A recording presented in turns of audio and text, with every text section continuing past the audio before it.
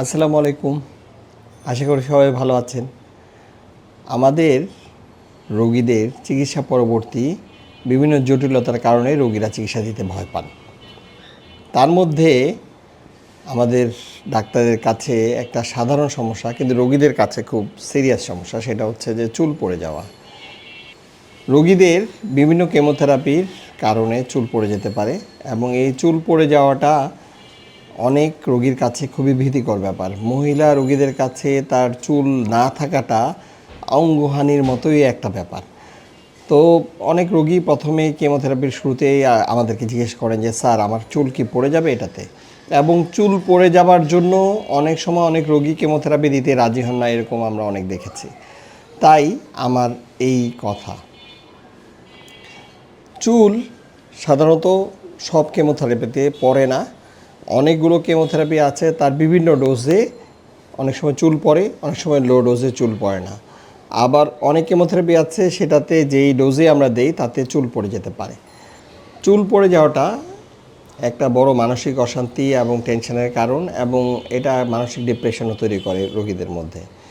এবং এই চুল পড়ে যাওয়াটা আসলে প্রিভেন্ট করা অনেক সময় কঠিন। কিছু কিছু সায়েন্টিফিক ওয়ে আছে। অনেকে বলে যে কোল্ড ক্যাপ ব্যবহার করলে, অনেকে বলেন যে মাথায় যদি বরফের ক্যাপ ব্যবহার করা যায় তাহলে চুল পড়াটা অনেক সময় কমে আসে।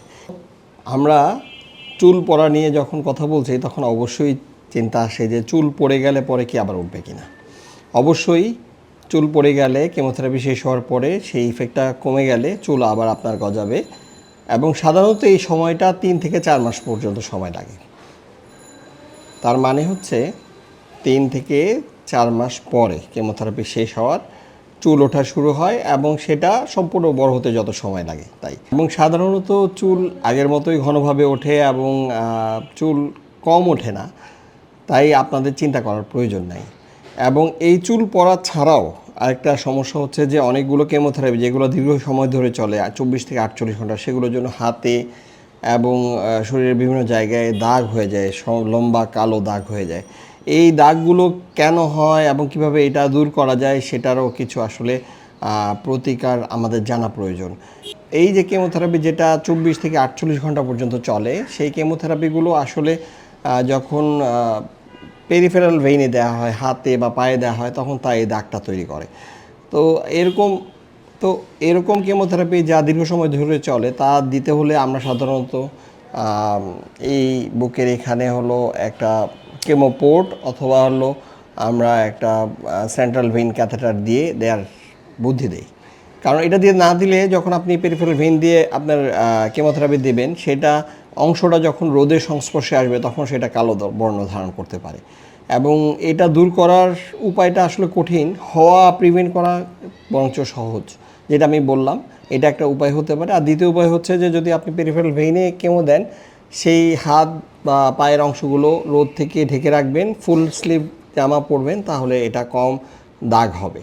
এছাড়াও তৃতীয় আরেকটি সমস্যা আমাদের রোগীরা প্রায় নিয়ে আসেন, সেটা হচ্ছে যে তার নখগুলো কালো হয়ে যায়। অনেক কেমোথেরাপির কারণে নখ কালো হয়, এবং সেটা ধীরে ধীরে কেমোথেরাপি শেষ হয়ে গেলে তার 2 থেকে 3 মাস পরে হয়তো নখগুলোও ঠিক হয়ে যায়। সুতরাং চুল পড়ে যাওয়া, নখ কালো হওয়া, গায়ে দাগ হওয়া, এগুলো সবগুলোই সাময়িক। আপনি সুস্থ হয়ে গেলে তারপর এই সবগুলো চলে যাবে এবং নতুন করে চুল গজাবে। আপনারা কেউ ভয় পাবেন না, এবং এই চুল পড়ে যাওয়ার ভয়ে চিকিৎসা নেওয়া থেকে বিরত থাকবেন না। আশা করি সবাই ভালো থাকবেন। এই রকম যদি ইনফরমেশন বা তথ্য আপনাদের জানতে ইচ্ছা হয়, তাহলে অবশ্যই আমার এই যে channel sales of hope BD subscribe করবেন এবং সাথেই থাকবেন। ধন্যবাদ।